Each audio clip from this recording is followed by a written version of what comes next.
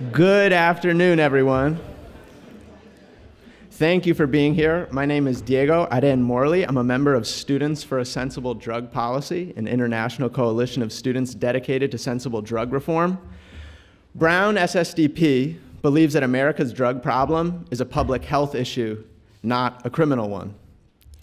First, I want to recognize the Political Theory Project's Professor John Tomasi's support and his support of our vision for this event today, and also Dina Eggy, the program manager at Political Theory Project. None of this would have been possible without them, so thank you to both of them. I'm very excited and honored to introduce, in my opinion, the most exciting and unusual speaker Brown has hosted since I have been a student here. Rick Ross, also known as Freeway Rick, received a life sentence in 1996 for building and presiding over the second most profitable drug empire in American history, second only to Al Capone's. Rick has asked me to read a portion of an article by former LA Times reporter Jesse Katz, who has covered Rick's story for over 25 years. The article was published May 22nd, 2013 in LA Magazine. He had grown up on 87th Place, where it dead ends at the Harbor Freeway, which is how he earned his nickname, Freeway Rick. It was not uttered in awe, at least not in the beginning. To be poor and illiterate in the shadow of the 110 was to be a junkie-ass freeway boy. Later, when he emerged as the first crack boss of the cataclysmic 1980s, after he went from slanging $25 rocks to wholesaling $1 million loads, that moniker sounded like a Southern California joyride, slick, agile, unfettered, one step ahead of the law. Freeway Rick got rich so fast he began to think of himself the way a charismatic preacher might, as if God had put him on this earth to sell cocaine. It took some psychological acrobatics to ignore the sickness he was spreading, but he was good at that too. In Rick's mind, he was creating wealth, lifting up his community. The chosen one was the phrase he had used. Rick was led to the visiting room in a khaki jumpsuit and plastic sandals. He is half the size you would expect, 5'6" and 150 pounds, with dancing eyes and an electric smile. He had no tattoos, none of the badges of the blood-cripped Civil War that had tripped up so many of his generation, and no patience for getting high. He had become a vegan, which in prison meant a lot of oatmeal. Everyone who has ever met him says the same thing. How could this curious little dude have mastered a business that is supposed to be all about malice and excess? Right now, he announced, I might be more free than I ever was. Rick's voice is a blend of South Central Street and East Texas sticks, steeped in humor and hyperbole. He had begun to adopt the rosy aphorisms of the get-rich genre. What the mind of man can conceive and believe, it can achieve. And he was testing them out, gauging their plausibility. I had known Rick to be animated and self-promotional before his arrest, sour and self-pitying after. Now, here he was, a three-striker, no possibility of parole, and he seemed to be more buoyant than ever. Maybe denial was his only prayer. Rick had plans to produce a mixtape, launch a clothing line, to stage prize fights, to film a biopic, show all the naysayers, the cops and prosecutors and moralists and cynics, that they had thrown away the key too soon. Adversity would make him that much stronger. Please join me in welcoming Rick Ross.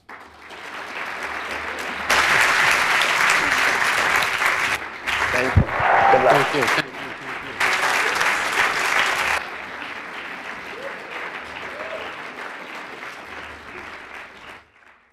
Wow.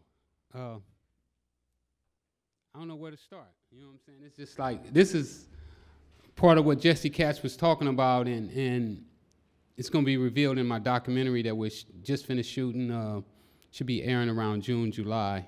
I'm really excited about that too. But when I was in jail, and I still had my life sentence, but what had happened is once I had learned how to read and I started studying the law, I knew I was going to get out.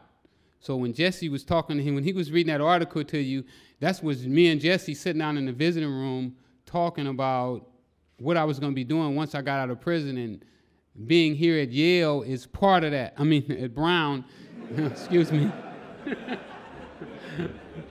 Being here at Brown is part of that. When I was there, I saw that since I was such a critical part of creating the drug war, that now I could be a part of ending the drug war. And I knew that going around the schools and educating people, basically what I want to do is give you my insight. So when I wrote my autobiography, you're going to be able to get my autobiography, get in my shoes, and walk around and see exactly what I saw. When the writer who helped me finish up the book, Kathy Scott, she was the author of Tupac and Biggie, The Death of Tupac and Biggie. She wrote both of those books. She said that, Rick, you took me inside of the Nickerson Gardens. You walked me through the Jordan Downs. You took me to the jungle, and you took me to South Central Los Angeles, a place that I'd never been, and now I understand it better. And that's what I believe my goal in life is from here on out, is to basically just show people who have never had that experience what it's like, who they're dealing with, so that maybe you have a different understanding. Maybe you'll know that Rick Ross is not a monster. That, like Jesse said, the charismatic smile, that's real. It's not fake. I don't smile because I want somebody to like me. I smile because that's who I am. I generally like people.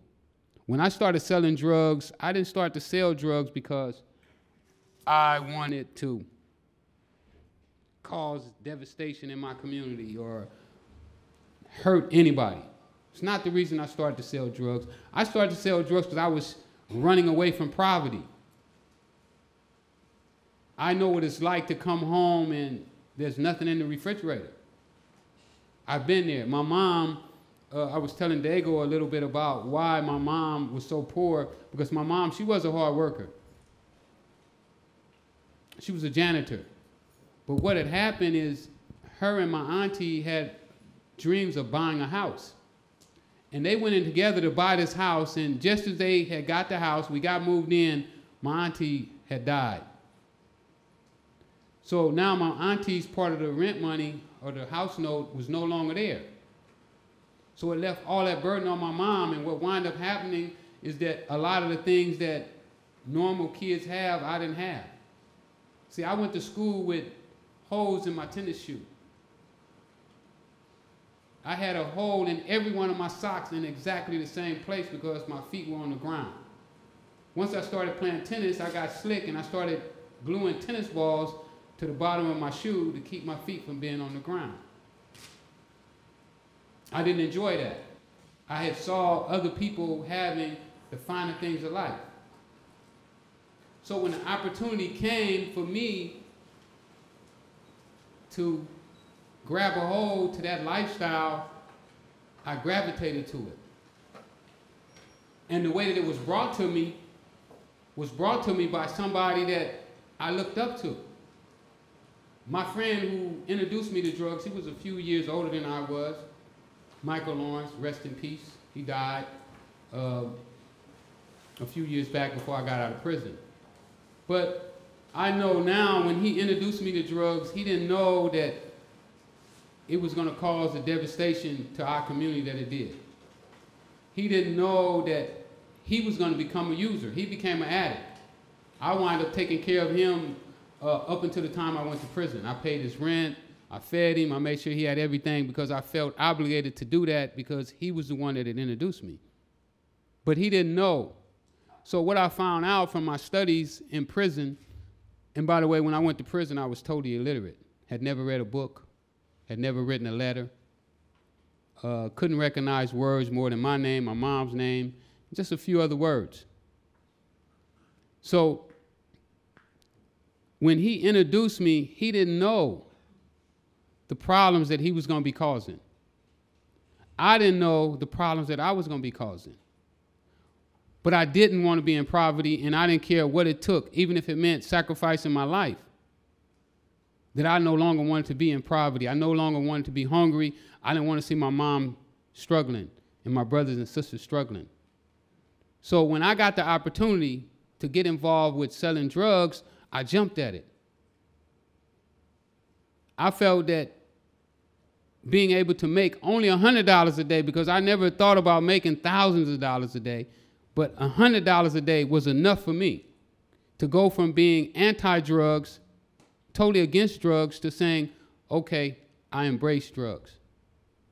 And not only that, I found out that a lot of the things that they had been teaching me about drugs was false. Like the commercial where you see on there and they fry egg and say that this egg is your brain. Well, I found out that that wasn't true, because I saw friends that was using drugs and it didn't seem like it was affecting them at all. It was only later, after I got into drugs heavy, that I found out that some people got hooked on cocaine. But that was a few years after I was involved. When I first started, there was no crack addicts. There was nobody on the streets pushing baskets. There was nobody that quit their job to use cocaine. I saw this a few years later. So when I first started, it wasn't the way that it is right now. So when they paint this picture of me as this monster that set out to destroy my community, I don't understand why they do it. Because I only started carrying a gun after I was kidnapped, almost. Then I started feeling, well, you know what? I got to protect myself. So I only armed myself to protect myself, never armed myself to do harm to anybody else. So when I see that this stigma that they started putting on drug dealers, where we're dangerous, we're animals, I started to question it. And then when I finally got arrested and I started to study the laws, fortunate enough for me that I didn't get caught with crack. I had switched from crack to powder. Because had I got caught with crack, well, let me reform that. I never got caught physically with any drugs. I was only charged with conspiracy, meaning that you don't have to actually have the drug in your hand. You only have to have witnesses that says that they saw you with a drug. In my case, my witnesses never said that they saw me with crack. They only said they saw me with powder cocaine, which was a blessing for me. Because had I got caught with, or my witnesses would have said that I was using crack, my sentence would have been 100 times worse. So where I got caught with the last time they said was 100 keys, instead of it being 100 keys, it would have been 1,000 keys. Then they wouldn't have had to charge me with the 3-strike law like they did and wind up making a mistake with that. Because I'm only here because the government, when they filed their case, they filed it wrong. They made some errors.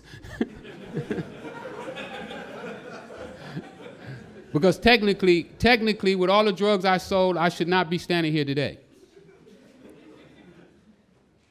But thankful to my prosecutor, who did go to Yale, by the way. He did go to Yale. He was a special prosecutor.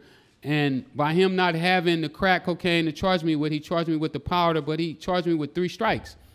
Because I'd only been out of prison 6 months before I got arrested again. Even though I had vowed to never sell drugs again, they had figured out a scheme where they could get me back involved with drugs. When I got out the first time, I had set out to basically change my life and do some of the things that I'm doing right now. But I had a friend that kept calling me when I got home. And he kept telling me, like, Rick, why are you asking people to help you build this youth center? I was trying to build a center in South Central that I felt would have saved me. And at this center, I wanted to build where people could come in from different walks of life and intermingle with the kids from South Central who don't get to see people from different parts of life. So I was working on this center, but I didn't have the money to do it because the government had took just about everything. They let me keep a couple pieces of property that wasn't really valuable. My theater, which was pretty valuable, I paid $1.3 million for it. They allowed me to keep it, but it was really raggedy. The roof was falling in. But I wanted to create this youth center. Well, while I'm working on this youth center, Danilo calls me. And he said, Rick, why are you going around asking people to help you? You don't need help. You can make all the money yourself. And I'm thinking about it. I'm saying, nah, man, I'm trying to go straight. And this is on tape. He's recording our whole conversation. I said, no, I'm trying to go straight, man. I'm trying to do the right thing. So he keeps calling me over and over and over again. And eventually he convinces me just to introduce him to one of my little homies that we call him. That's somebody that's under you, that's younger than you, that you know from the streets, who is still doing drugs. So I had a homie that was still doing drugs, and I hooked him up. Well, I got the conspiracy from doing that. And with that conspiracy, I had pled guilty on my first case, because once they found me guilty of the first case, it didn't matter how many they convicted me of, as long as they ran them concurrent. I was good with it. I didn't do no more time, so I was going to be out on the streets. So I pled guilty to 2 or 3 cases. Well, when they arrested me on this last case for conspiracy, they 3-struck me. Well, what the prosecutor missed is that in order to be a strike, you have to go to jail. You have to commit a crime, go to jail, and get out. Then you have to commit another crime, go to jail, and get out again. Then you would have 2 strikes. Well, in my case, they arrested me one time. They took me from California to Cincinnati to Louisiana to Indiana to face trial, all under one arrest. And it wasn't simultaneous arrest. It was a continuous criminal spree. So when I read the law, after I taught myself how to read, the first books I read was law books, by the way. And I saw that issue in there, and I brought the issue up, and everybody disagreed with me and told me that, that I was wrong. But I knew in my heart that what I had read was correct, and when I went to the Ninth Circuit Court of Appeals, they agreed with me totally. Because I told them, I said, well, listen, from what you guys are saying, that a guy can become a career criminal in one day. In one day, you could get up, and if you sell to 100 different people, from what they were saying, you would be a career criminal. And I know that there were spots in LA where you could go out, and it'd be a line of people standing there, and you just walk from person to person to person selling them a piece of drugs, and that day you would become a career criminal. And I know that's not what our lawmakers meant when they passed that law. So when I saw it, I knew I was right. I knew I was going home. And when I was talking to Jesse Katz about what I was going to be doing, that's what I told him. That's what I was talking under when he was thinking that I was being delusional and that I was fooling myself and that I wouldn't be standing here in front of Brown University speaking to you like I am today. And I'm excited to be here. This is like a dream come true for me. And it's just wonderful. And my life is, wow, it's just, man, I don't know. It's just everything that I wanted in life after I was in prison that I thought I could do, I'm doing now.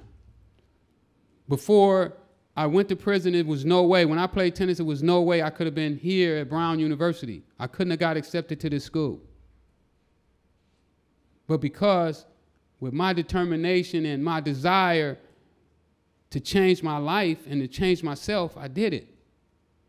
I read over 300 books before I left prison. And one of the things that I learned from that is that anything that I set my mind to, I can do it.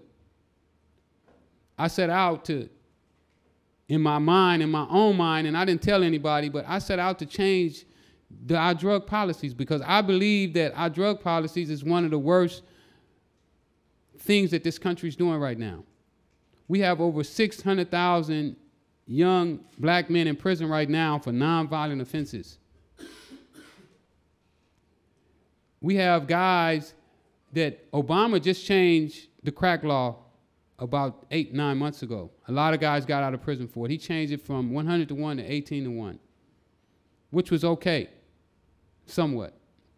But I felt it should have been equal, 1 to 1. For crack and powder, they're equal. Everybody has agreed that crack and powder are both the same drugs. So if they're the same drugs, they should be treated the same way. And not only did they not make them equal, but there's guys that have been in prison right now 25 and 30 years. And had they been awarded the 18 to 1, would have got out immediately. But what they did is they stopped the law and they said it's not retroactive. They said this law is only going to affect people that got arrested after 2005. So guys that was arrested in 88, 87, those guys don't get the benefit of the new law that they just passed that they said was illegal. Once they said it was illegal, if it was illegal in 2005, it was illegal in 88. And I feel that those laws should be changed just like the new laws change. But worse than that, I believe that our drug policy is like a meat grinder. And it just keeps grinding and grinding and finding new people to pull in. Why do I say that? Because when they took me off the streets, 10 or 15 guys moved in to start making the money that I was making. Once you take a drug dealer off the street, the price of the drug goes back up because the supply dries up. When there's no supply, then the demand goes up. It's just like any product that you get. When you can't get it, when gas is low, the prices goes up. When gas is plentiful, the price goes down. Well, it's the same way with drugs. When I was selling drugs, drugs in my community was plentiful. After they arrested me, it wasn't so plentiful, and to somebody else moved into my spot and started to run the drugs business the way that I ran it. Until that happens, there's multiple guys that are sharing in that money. When the price goes up, it also attracts people to get involved that normally wouldn't get involved. What do you mean by that, Rick? Well, what I mean is that if a kilo is worth $70,000 and the person who sells that kilo can make 20, then there's more people that would be willing to make that 20,000. Now, if you drive the price down to where a kilo is only worth 12,000 and the person who's selling that kilo is only going to make 2,000, and then the person knows, well, if I get caught with that kilo, I'm going to get 10 years in prison, then the person is less likely to take the 2,000 rather than the 20,000. More people will be willing to take a penitentiary chance for 20,000 than they will for 2,000, is what I'm trying to say. So I believe that our drug laws creates this artificial price for cocaine and other drugs to increase the desirability for our people to want to get involved. Because if there's no money involved, dealers don't want to be involved. And those are the reasons that I go around and I speak at colleges and high schools and just everywhere I go, you know, just to spread the word and let people know that we have to make a change. We have to make a stand. And our politicians sometimes, they're so caught up in what's been happening instead of what needs to happen. And it's going to take you, because you are going to be our leaders in the future. You're going to be our next presidents, our next senators, our next councilmen, and you're going to have to be sensible enough to say, you know what, why are we going to keep a guy in prison for 45 years? I mean, why are we going to keep a person in prison for $45,000 a year and he's not going to kill anybody? He's not going to rape anybody. He's not out taking from anybody. And just the possibility that he learned his lesson and he's never going to sell drugs again. Because some of these guys, when they go to prison with us, I don't know, we're like what I call entrepreneurs. And we're looking to be productive. One of the worst things about going to prison is for me was not being productive. To be sitting in a cell 24 hours a day looking at walls and thinking. I mean, the thinking part was good, but the not being productive part was really bad. And I found that out about a lot of the guys that I grew up with, that I started selling drugs with. We were all trying to figure out how could we be productive. I don't know if you ever heard of the record label Death Row Records. Well, me and Harry-O, the guy who gave Suge the money to start Death Row, we were sellies. And one of the things that he had did while he was in prison is that he constantly read and constantly looked for ways to be productive. Harry-O's been in jail now about 30 years. His whole thing wasn't nonviolence. He had some violence in his case. But what I'm saying is that he was always looking for ways to be productive, even inside of prison. I was looking for ways to be productive. Most of the guys who came to jail, who made money selling drugs inside of prison, look for ways to be productive. So saying that, I don't believe that we need to keep these guys in jail 30 years. I don't think that they should be in jail for life. Young Tommy was another guy. I gave him his drugs, the first drugs that he ever received, I gave it to him. He went to jail at 22 years old. And because he had made $4 million, they gave him a life sentence. He had 5 people working for him. They gave him a life sentence. He's been in jail like 25, 30 years almost. And the guy's been to college. He's got his college degree since he's been in jail. He's totally reformed.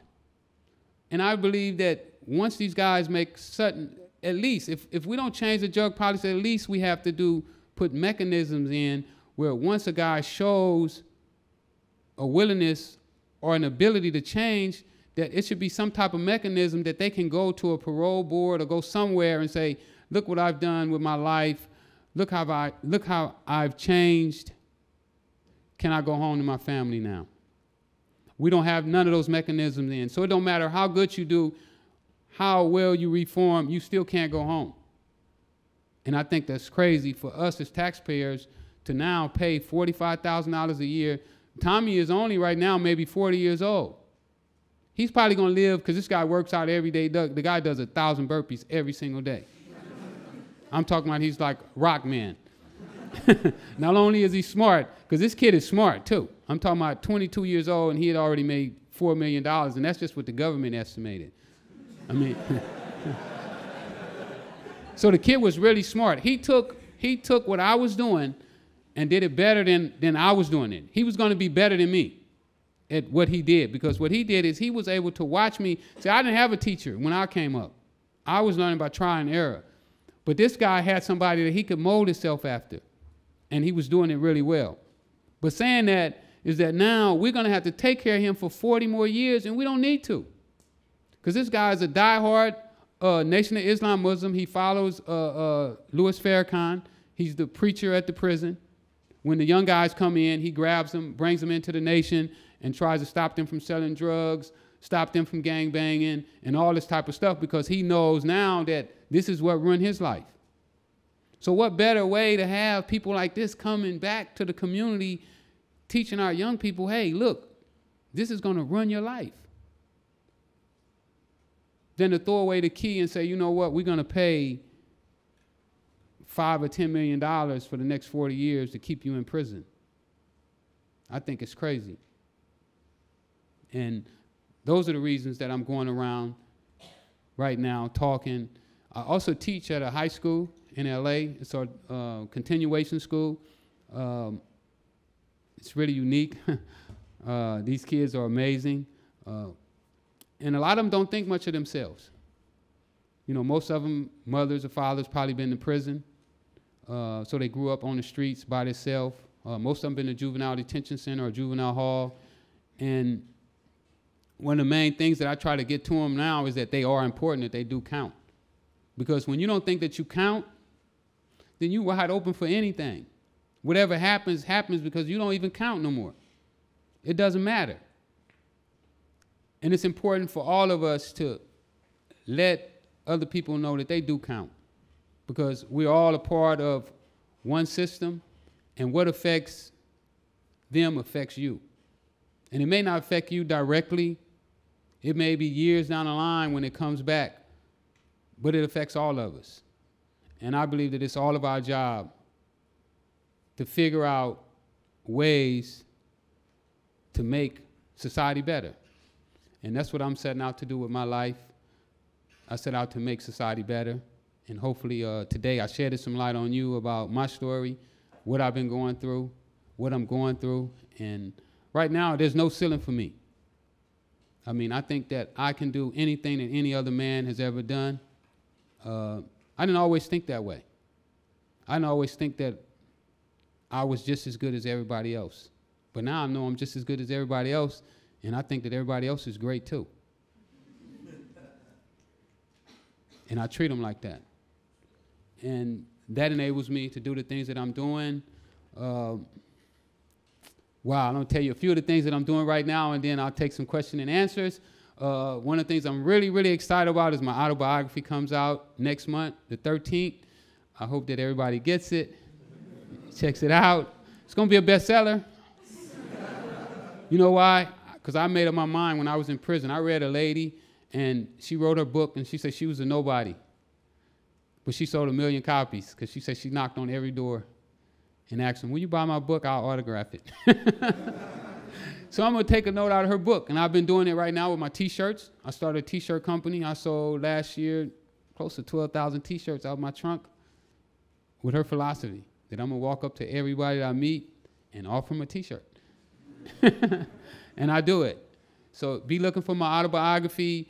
I slipped up. I was trying to bring my documentary down here so you guys could see a clip of my documentary, but I messed up. I didn't get to do that. So we're going to bring the whole doc back. When the doc get ready to come out, you know, I'm going to come here and screen it. Mark Levin did it. I don't know if you know who Mark is, but Mark is one of the greatest documentarists in the world right now.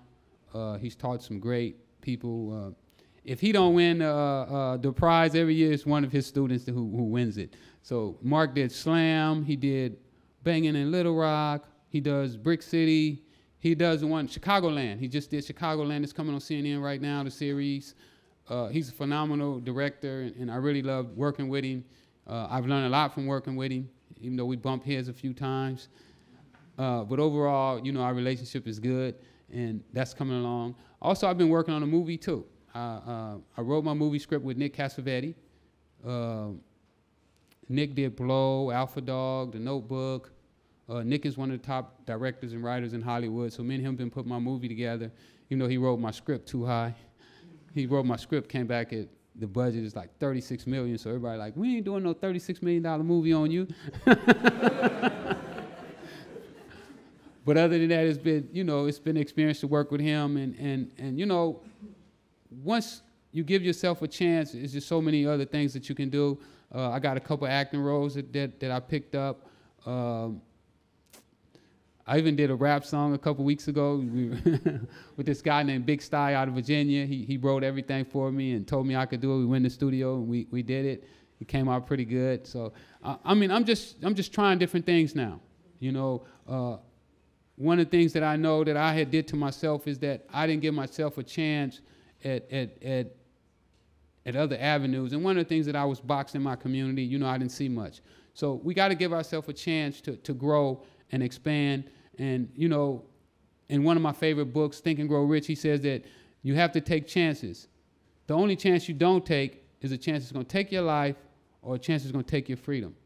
And those are the two things that I missed when I was doing my other business, because I did put both of those on the line. You know, I put my life and my freedom on the line when I sold drugs, and I understand that now.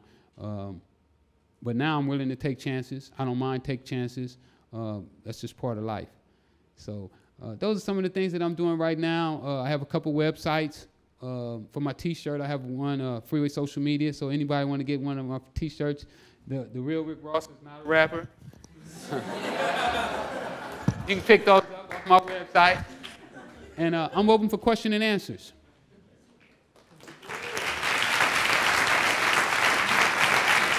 Okay.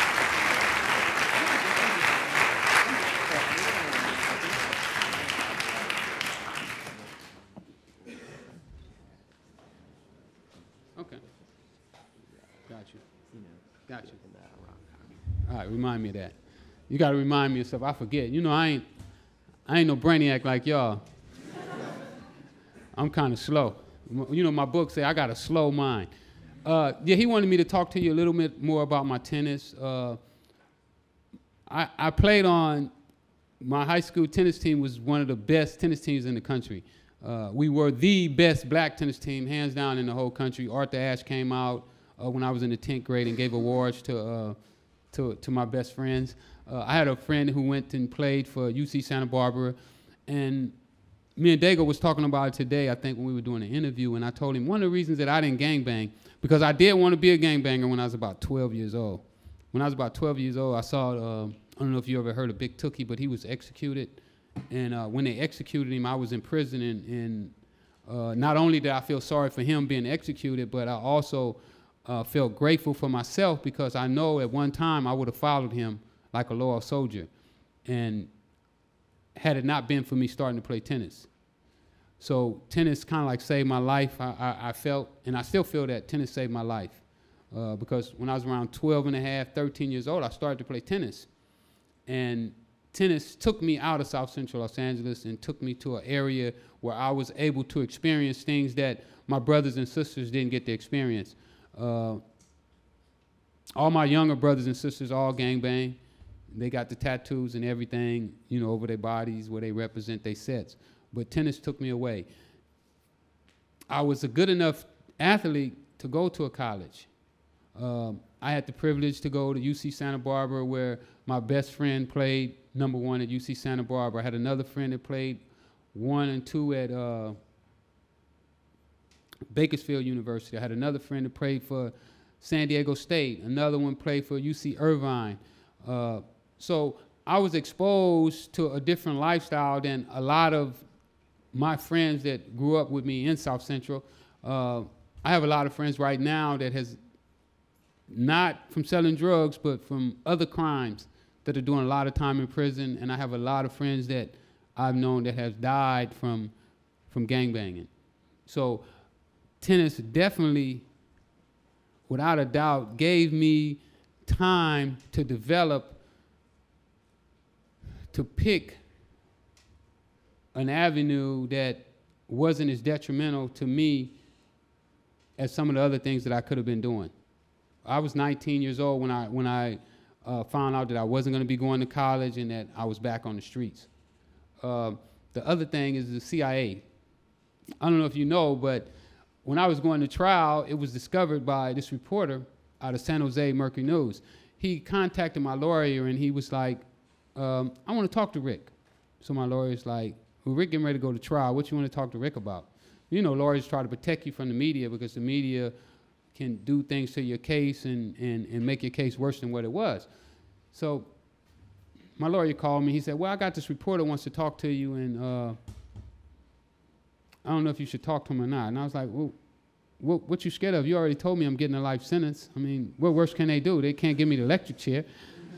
I want to talk to the guy. Tell the guy to come and see me. So the guy comes down and he sees me. We start to talk. And now my informant, I knew him, but I didn't really know him.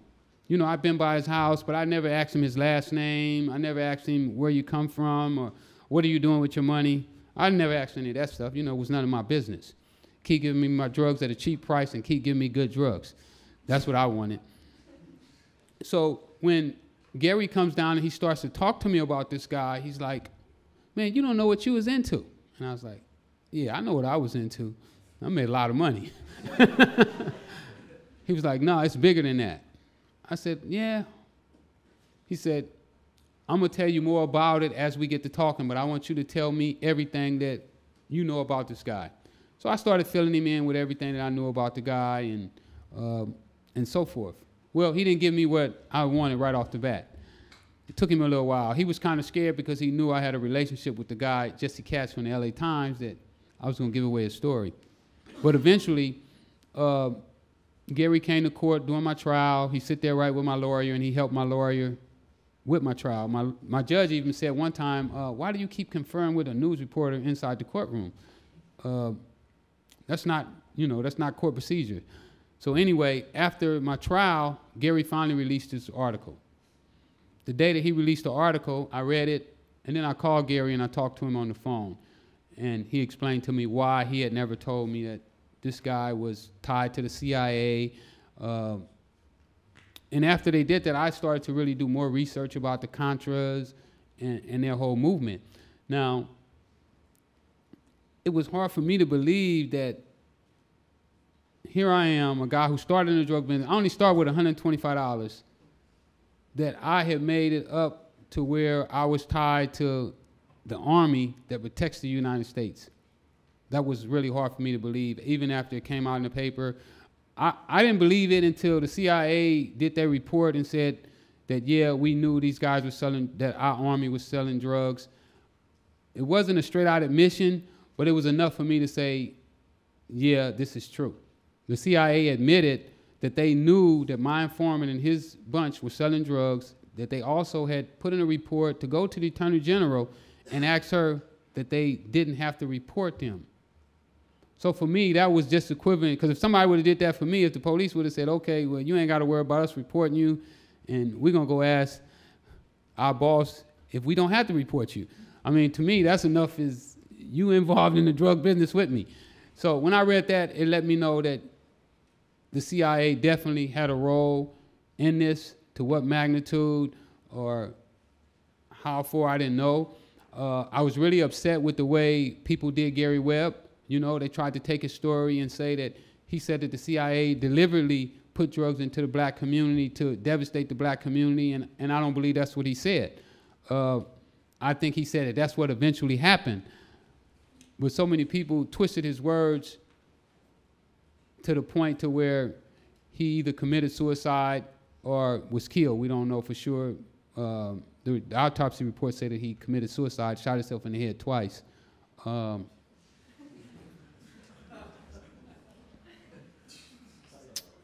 But it was amazing that after the CIA admitted that they was at least knowledgeable of what was happening, that the public still doesn't know that this took place. And I think it's very important for us as citizens to know that if our government is playing both ends of the stick, where they're allowing drugs to be brought into the country and then they turn around and incarcerating the people who gets involved with drugs, that something is wrong with that. So that's another reason why I'm doing what I do, and I will continue to do this. Is that it?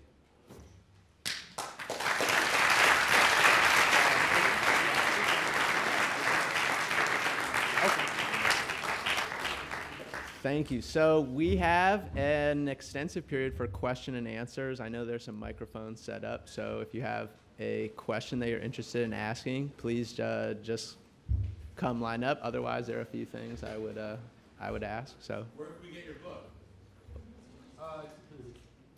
Yeah, go ahead and answer that. She's next. If you could line up at the microphone, that'd be great when you can. Yeah, but that's all right. You get the book will be out May the 13th, and the best place to buy it is off my website, Rick Ross Books.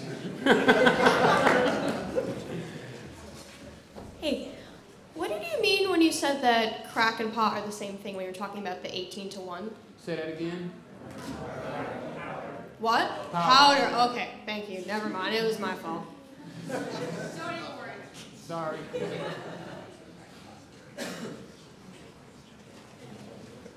Hi. So you were saying that when you take a drug kingpin out of the community, right, the supply goes down and then the price goes up and that gets more people involved? Correct. I was wondering, what's the alternative to that? Because can you just leave a drug kingpin on the street? Like I feel like the law forces have to take those people off the streets. So what's the alternative? Well, I don't know the alternative yet, but we do know that the current drug policies are not working. We know that our prisons are bulging, that they're letting dangerous criminals out of jail, people who rob, rape, and kidnap out of jail early so that they can make room for drug offenders. We know that cops have taken on the mentality that you get raises faster and you get promoted faster by arresting drug dealers and confiscating money than you do by solving a murder. So what they'll do is they'll say, you know what, I'm not going to solve murders. I'm going to go and catch drug dealers. But I think that's something that we need to start discussing as a society. So, what's up? So they gave us these pamphlets. It says drug kingpin turned reformer. And so you went to prison for a while, 20 years, and now you're out, you're doing this. You're in movies, you have a good name, everyone knows who you are. And I'm just curious at the end of the day, do you regret this? Do I regret selling drugs? Yeah. Wow, that's a good question. If I had it to do over today, I wouldn't, knowing who I am right now today. But I do understand who I was when I first started selling drugs. When I see people selling drugs right now, I know who they are because I've been there. And I know what they're up against. And did we get it right? Did we get our mic right? Excuse me 1 second. Did we get my right? I'll go back to the podium. I like the podium better.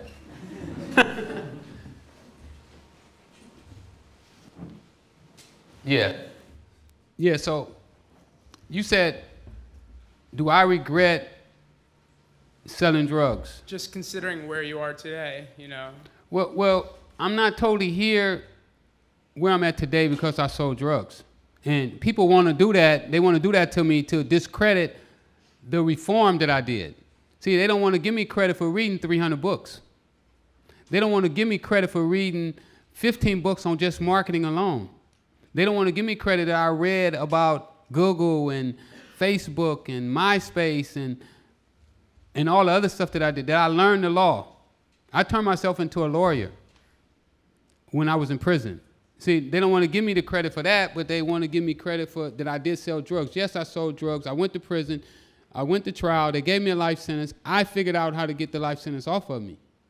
So all that's part of who I am today, and drugs is just a part of it. See, I haven't sold drugs in 30 years. So, no, I would never sell drugs again. But I don't regret who I am today. I love who I am today. Thank you. Thanks. So it seems like any time a business is focused on a contraband, you know, it will eventually become associated with violence and other, you know, maybe originally unintended consequences of that. And as long as the product is contraband, then the business would have to kind of direct that way. But the policy on drugs is twofold, because there's the one end that you've been speaking of what do you do with the people involved in the business. The other end of it is the people who are using and the people whose lives are affected by using the drugs. Correct. And I was curious if, you know, growing up in an impoverished area where people did use and then being involved in the business and getting exposed to a lot of that, you know, one way of reducing the amount of people who have to end up in jail because of being involved in a business of drugs is if there's less people who want to use the drugs. I was curious if, being exposed to that, you have any ideas of maybe how we could minimize use of drugs? Well, I think the way we stop people from using drugs is by educating them. I think people that use drugs use it out of ignorance. People who sell drugs out of ignorance. But I don't think you can separate the two. I think that right now, if you had a magic wand and you could wave this wand today and say all drug dealers are off the street, well, as soon as you do that, drug users are going to start creating them another drug dealer. Because that's how it works. Drug users taught me. See, I was a total novice. I knew nothing about drugs. I didn't know what it looked like. I didn't know the color of it. I didn't know what it smelled like. But drug users turned me into a drug kingpin. They told me, Rick, don't use. I'm talking about drug users. People who were sitting there hitting the pipe right in front of me. They hitting the pipe, suck it, get the smoke out, blow it out, and say, Rick, don't you never do this, and go right back. You know why they did that? Because they wanted me to stay where I got the price, where they knew they was going to get good drugs at the right price, where they knew that if they went on the street, they wasn't going to get robbed. And they knew that I was going to do that, and they knew if I started using that could change. So I believe that drug users would create new dealers, and if you take off all the users, dealers would create users. So I believe that it should be dealt with simultaneously as a team, and stop individualizing people and demonizing people, because they're all people and they all making mistakes, and we all need to correct it together. Thank you. Thank you. Yeah, first I want to say welcome home.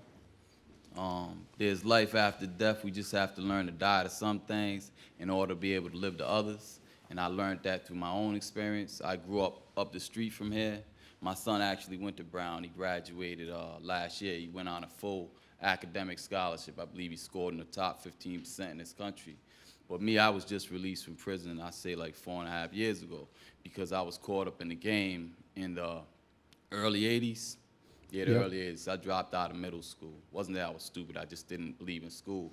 And crack was introduced to the neighborhood, well, cocaine, and that's what we gravitated to. And I think the customers, because most of the customers that we had were actually down here, because I used to hang down Brown. I used to hang down Brown in the keg parties, and most of the customers were Johnson & Wales and Brown students. And that's nothing against Brown. I'm just telling you how it was in the 80s. Because I used to hang in keg parties with Grateful Dead heads, and we used to just, that's what we did. We partied. We partied down here. But the crazy thing about it, is, it leads to my question, is that most of the people that I grew up with, because I'm from Mount Hope, it's right next to Hope High, we all got incarcerated, and none of the people that was down here, none of them really got incarcerated. So do you think that drugs was not intended? Because it's crazy, because you're saying 45,000. Actually, it's, in the state of Rhode Island, it's $50,000 a year to incarcerate one individual. And I know because I deal with A.T. Wall a lot, which is the director of the prisons now, because I've been so rehabilitated. I came out, got my degree, the whole nine. But why does it cost $50,000 a year to incarcerate somebody, yet you probably don't even spend $50,000 a year to go to school here? But yet we can find $50,000 a year, and the jail is filled with overwhelmingly a majority of minorities. So why is that? Do you think there's a connection between the decimation of the community and the policies that are set forth, or do you think this is just an accident? Well, we definitely know that the laws are not blind to color. When I went to trial, there was 3 blacks in the courtroom, and all of them were sitting beside me. Mm. So other people are making money off of the drug business, and not just drug dealers. I'm talking about police officers. DA agents boost up the numbers of drugs. Say like in my case, my co-defendant, who I got arrested with on my last case, he was all right drug dealer, but he wasn't a 100-kilo guy.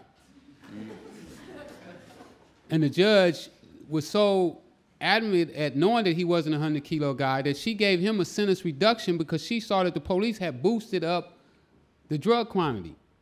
And this was not my drug deal. This was his drug deal. And they tried to use me saying, oh, well, Rick has done 100-kilo drug deals, so therefore everybody involved was 100-kilo drug deals. But we found out later on that DEA get boosted by how much drugs they find. So if they go in and they arrest 10 people and they say each one of them had 100 kilos, that increases their budget. So absolutely, it's racially motivated. I definitely believe that it is. Thank you. Hi. So earlier you were talking about when you first entered drug dealing, that it was essentially an economically uplifting thing, not only for you, but potentially for the community that you were in ways. And I was hoping you could talk a little bit about what it's like, the hierarchy, and in a community, like what essentially, how you're seen by the community, what that looks like, and whether that for you morally changed as you got further into the 80s and the crack epidemic became more visible. Okay, I'll try to. Well, when I first started selling cocaine, it wasn't in my area. It was a Hollywood drug, you know, Quincy Jones and Rick James and Sly and the Family Stones. And the people who I looked up to were doing it. So when I got involved, I felt like I was bringing a piece of Hollywood down to my area who wasn't allowed to go to Hollywood. And it stayed like that until about 84. And that's when I started to see the hypocriteness in myself, to where I started to say, like my girlfriend at the time, when I first met her and we first started going out together, I was giving her cocaine. Well, later on, I started saying, you know what, you got to quit using cocaine. So it was probably around 84 that I first decided that cocaine was something that I didn't want my people using, I didn't want my brother using it, I didn't want my cousins using it, and I started to see that I was trying to have it both ways. So hopefully that answered your question. Thank you. Thank you. I was wondering, how is it that you were able to avoid gangbanging while also being so prominent in the drug business? Well, I was lucky enough, like I said, that I played tennis up until I was 19 years old. And then when I was 19 years old, I was smart enough to make the distinction that I wasn't going to be beating anybody up from what color they was from, what color they wore, what neighborhood they was from. And it really benefited me, too, because that gave me the ability to go to any neighborhood and sell them drugs, even though, like, sometimes I would go. You know, in my book, I described by going into Nickerson Gardens, and they knew that I wasn't from there, and they knew that I was from a Crip neighborhood, but I didn't gangbang.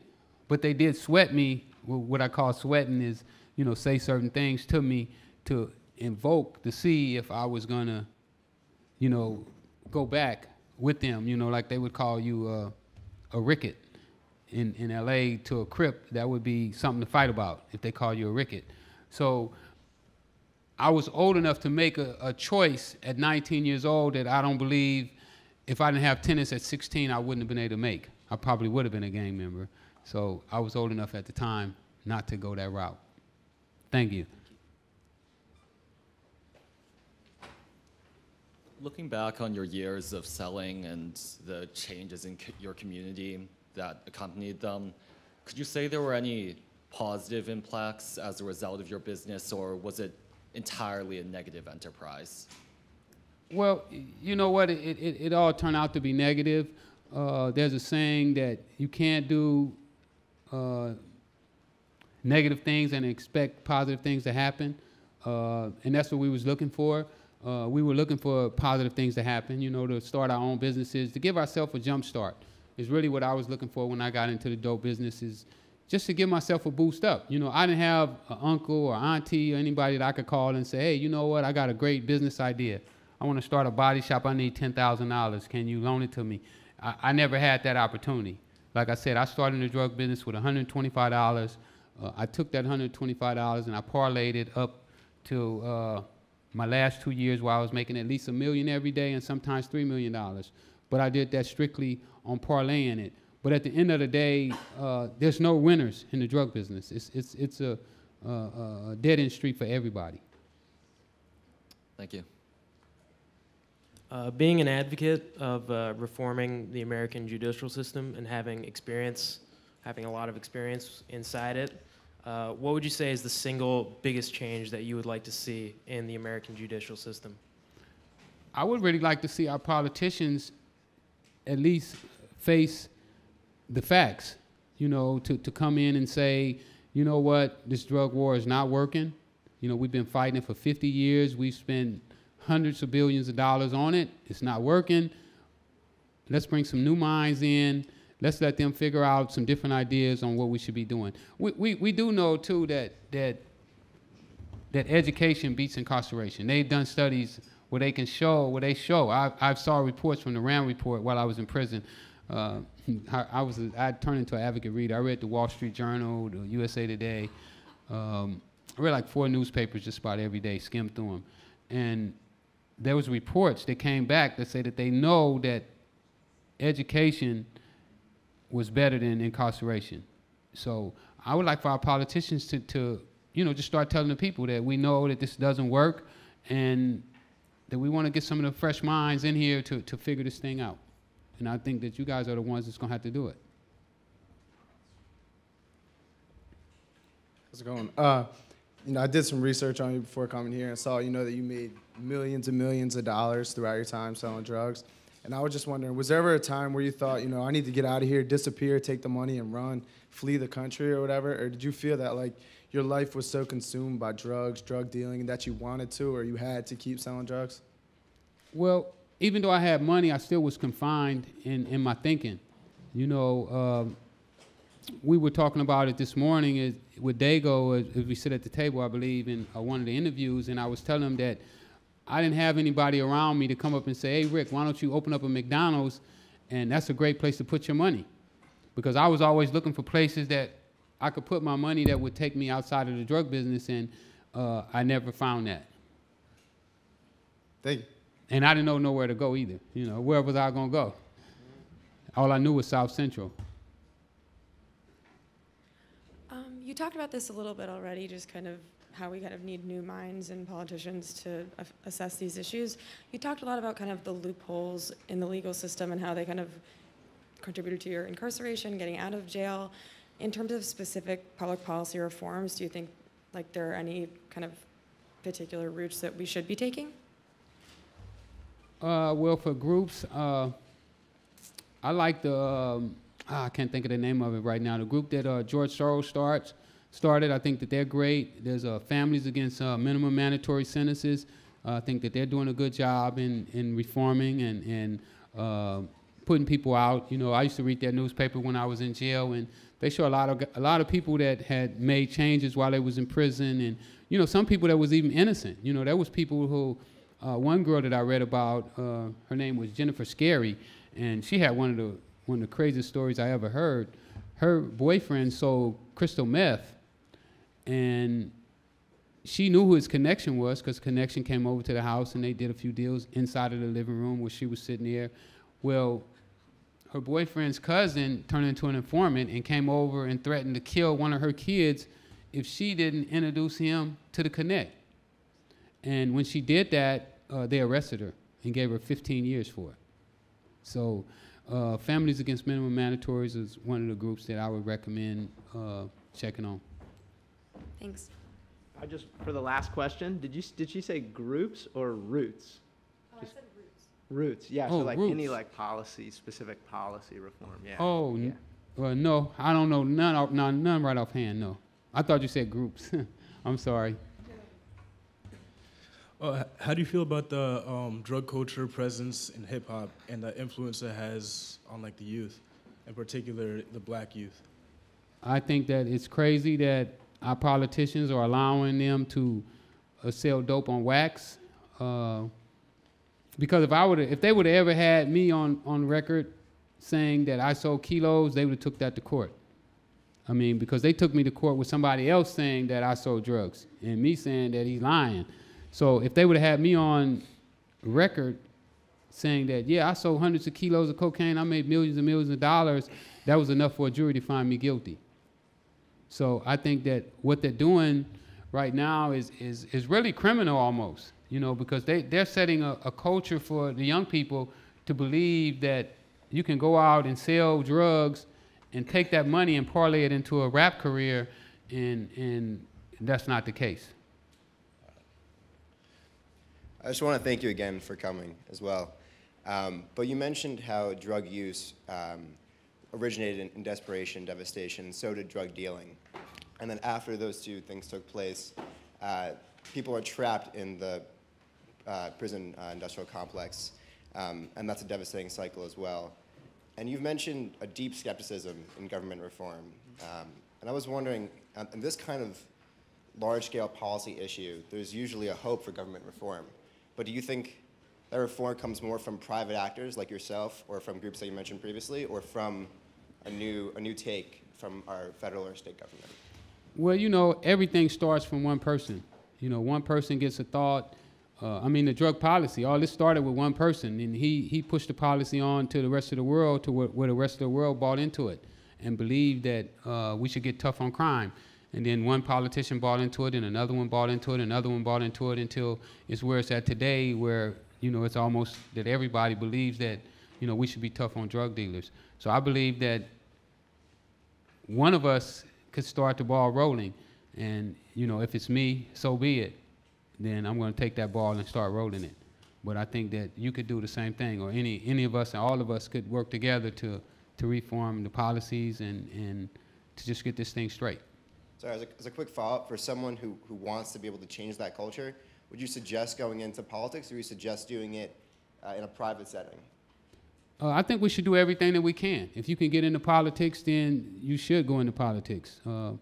We need more politicians that's going to do what the people want done.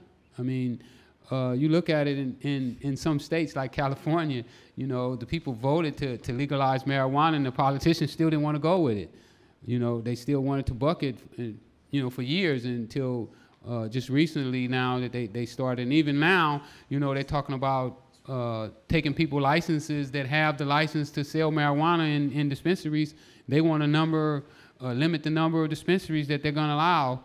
So what they're going to be doing, if you limit the number of dispensaries, then the price is going to go back up. So you're going to be right back where you was before. So our politicians, they're just crazy. You know, they don't know what they're doing. They're trying to look for ways where it look like they're earning their money. You know, a guy comes out and he do some work in the yard and he didn't do nothing, and he just, you know, tells you, oh, well, you need this done and you need that done, and just create stuff that you need done and you really don't need it done.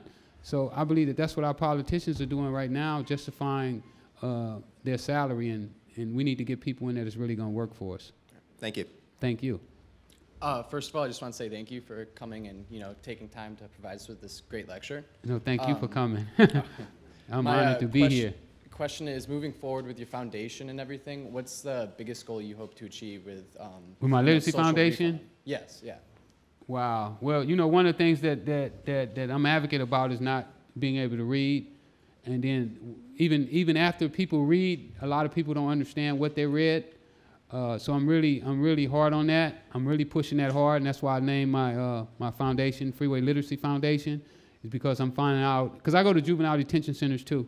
I'm not allowed to go in the prison system yet, and I can't wait until I get off parole and I can start going into the prison systems and talking to the prisoners and let them know that they should be thinking a certain way and functioning a certain way. And they want me to come in there too. But I'm really pushing literacy because I believe that with literacy, and I ain't just talking about literacy for just reading, because we need to be literate on critical thinking. You know, we need to be able to look at a situation and say, oh, this situation ain't working for me. And it's not working for my community, and it ain't working for my country. And this is an issue that we want to change. And that's part of being literacy too. But my main focus right now with my nonprofit foundation is with literacy. You know, we go out and feed homeless people downtown LA. Just being active, you know, just staying out, letting the people know that I do care about them. Okay, thank you. Thank you. How you doing, Mr. Ross? I'm good. How you doing? All right. Thank Glad you for you're coming free, out man. too. Yeah, no doubt. Since you were in prison, you know that the incarceration rate, the disparity between drug dealers and just your average criminal is probably like 70% to 30%. Most Correct. people that are incarcerated are behind bars because of drug dealing. Absolutely. Nonviolent too. Nonviolent, fair to say. And I just think a lot of people don't know this as well, that, you know, you made reference to the average person to incarcerate a inmate is $45,000 a year.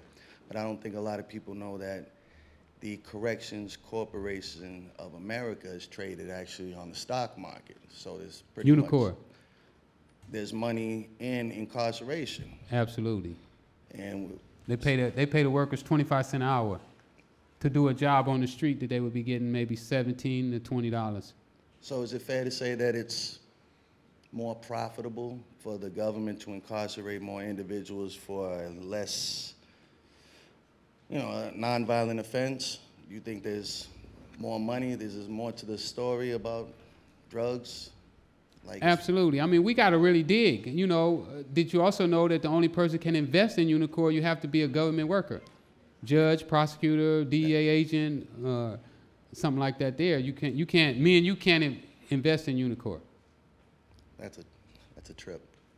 Thank you very much. No, I'm thank glad you. you're That was free. a good one, and I shouldn't have missed that one. What role do you think legalization or decriminalization of drugs should play? Well, we look at it like this here. Cigarettes is the worst drug on the planet right now. It's killed more people than all other drugs put together. You could pile heroin and cocaine and meth and everything together, and cigarettes outdoes all of them. You also could do a study on what happened when they illegalized cigarettes inside the jailhouse. Do you know one cigarette in the jailhouse was going for $25? The guys were fighting and getting stabbed over cigarettes when they illegalized them, when they took them out to jail. So when we look at that, we know that the illegalization part raises up the violence and everything. Now, how are we going to handle it together? I don't really know.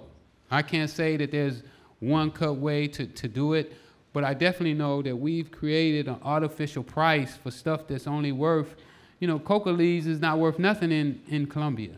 They'll give them to you just about. So when they come over here is when they become worth all the money. So we got to figure out as a society, how do we get around that? And I go back to, we have to educate ourselves. Thank you. No, thank you. Hi. So you said earlier that you think education is better than incarceration. And I was wondering if, in the same way you said that if you take one drug kingpin off the streets, 10 more flood into that space to make that money that's not being made anymore. Do you feel like more people would be saved from being educated and not selling drugs in the first place, or more people would still sell drugs and end up being incarcerated anyways and feel like that's a loophole they can exploit? And also following on from the hip-hop question, a lot of rappers that are fresh off the streets, as it were, say about the drug trade and gangbanging that it's a lost cause, and as long as there's gangs, there's going to be gangbanging, and there's no hope, really. Do you feel like there's a solution to that, or will it take a million tiny steps to get there? Well, I don't feel that education would bring more people into drugs. I think that education will bring less people to drugs. I think that once people know what they're getting involved with, what the consequences are, the laws, the effect that they're going to have on not only their life but others' lives, and have an opportunity. You know, we got to give opportunity. Without opportunity, you know, you can't have anything. And as for the hip-hop aspect, what I don't like about the hip-hop aspect is when a guy says that he sold drugs who didn't sell drugs. I mean, if you're telling your story, you know, that's one thing. But if you was a correctional officer, and we know in order to be a correctional officer, we know they did a background check on you. You know, we know on your application they ask you, have you ever smoked weed? Have you ever used drugs? And if you checked on there that you sold drugs and that you used drugs, you're not going to get that job.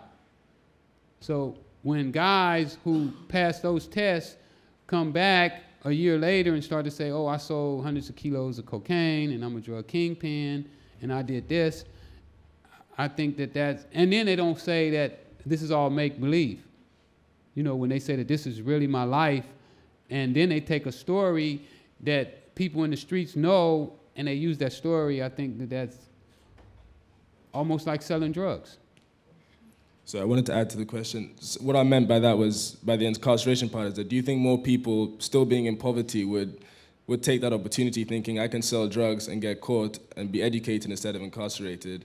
Do you think more people would take that avenue rather than the people who would initially not start in the first place? Well, I'm saying educate them before they even start selling drugs. Because once a person gets started, it's hard to get them to quit. You know, they say an ounce of prevention is better than a pound of cure.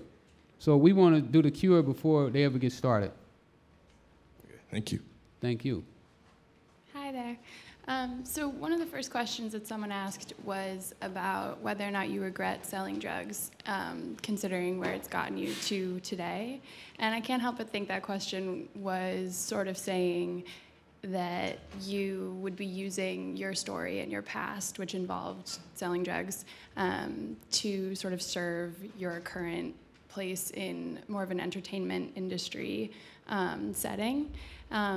I think that was a really backhanded question, but largely because I was wondering if you could speak a little bit to why you think your message is different from other stories that are told in a lot of contemporary hip hop or just sort of urban narratives today, and how you think your story interacts with that in a positive way, as opposed to just a self-serving, trying to get ahead as if that is the only thing that media sort of serves people today. Absolutely, absolutely. That's a good point. My story being different. I'm one of the few people that can come in front of an audience and say that I sold drugs and I actually did. Because most guys who sell drugs can't tell their story. Most of them have so much time that they can't come back and tell our kids, oh, you shouldn't do this. Like Big Meech. You know, I used to talk to Big Meech before my PO and then found out that I was communicating with guys from prison. I was getting like 200 phone calls a month from prison, and they had me stop because they didn't want me communicating with guys in prison for whatever reason. But saying that, they want to come back and tell guys, oh, you don't want to get 30 years. You don't want to get 20 years, but it's no way that they can do it because our system don't allow it. They won't allow those guys to get on an intercom or any kind of way and come back and tell you what life is like for them right now. You know, Meech just did, I don't know if you heard of Big Meech, but he's one of the guys that a lot of the rappers refer to right now. And he just did 2 years in solitary confinement, meaning that he didn't get a telephone. All he could get was mail. He'd get out of his cell 1 hour, 3 days a week to exercise. So I'm one of the rare people that went through that and that's able right now to stand here and tell you about what it's like. So I do think that my story is unique. There's some other people that could do this, but they're not taking the steps to do it, and I am. And I feel that this is what I'm supposed to be doing. And I don't mind if there's naysayers. You know, I get that a lot. You know, people say, oh, well, why should we listen to you? Or why should we talk to you? You're a drug dealer. But who better to tell us about selling drugs than a drug dealer? We're gonna learn how to sell drugs or what it was like in South Central from somebody who never been to South Central. I mean, that's the way we've been getting our policies, and that's the way our policies have been made, and it hasn't been working. So I feel that it's time that we get down to the root and get down with the people who's been getting down and get it straight. I would agree. Thanks. Thank you. It's me again. Hi. Well, I like talking to you anyway. Why do you think that media portrayal of, like, when we look at, like, the drug trade is always showing the drug dealers as the bad guys and always getting people hooked on, when you're talking about how actually, like, drug users were the one that built you into a drug dealer? Well, you know, media knows that bad news spreads faster than good news. So even though I've been out doing this for 4 years now, I've been home, and one time I did 12 schools in Chicago, the worst parts of Chicago. And I talked to those kids, and those kids came up to me after and said, nobody never told me that before. And you know what? Not one newspaper reported it. Why? Because they don't want good news. They want stuff that's going to sensationalize people, that's going to shock you and make you go, ah. But to hear that a drug dealer is trying to reform himself and reform others is not necessarily the kind of news that gives them that same type of oomph that they're looking for. And that's what I believe, that our newspapers don't report what we're doing.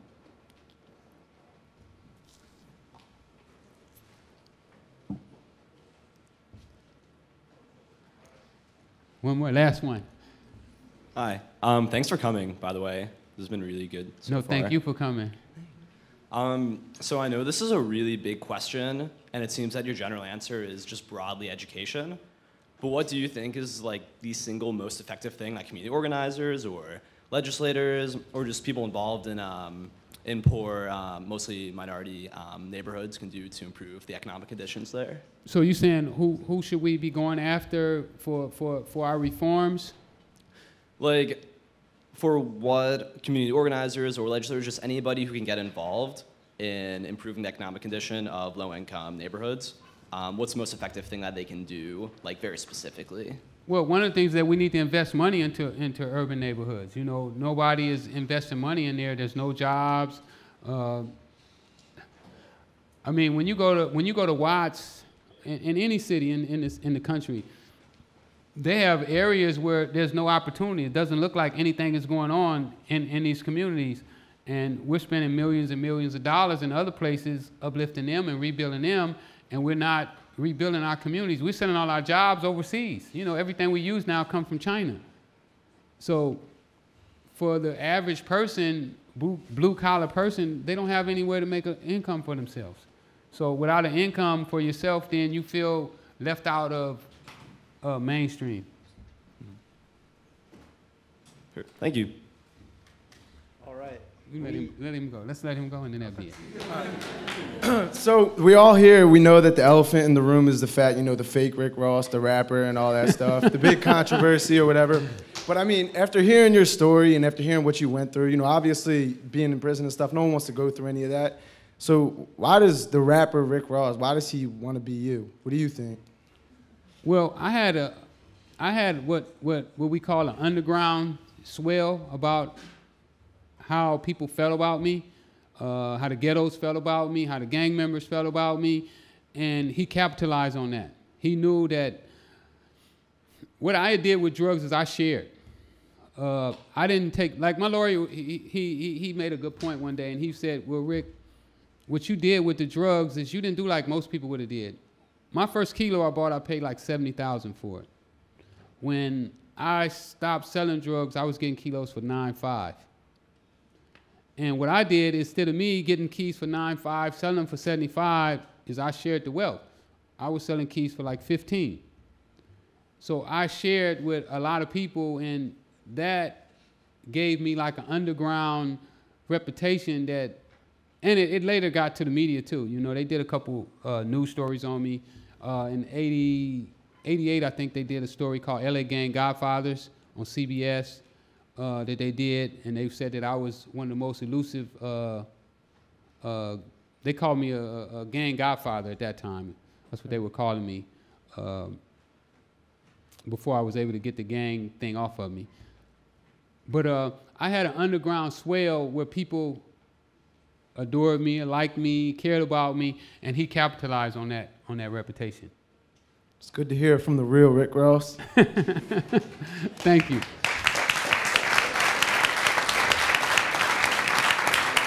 I just want to tell them thanks for coming. I just want to say thank you all for helping me accomplish another one of my goals in life. You know what I'm saying? You just did that today, and I'm overwhelmed. I'll never forget this moment of standing in here, and look for me to do some great things. I'm going high. I don't know how high I'm going to go, but I'm going places, and I'm going to show them that a guy can start, you know, where I started from, and that he really can make amends and go to heights. Thank you.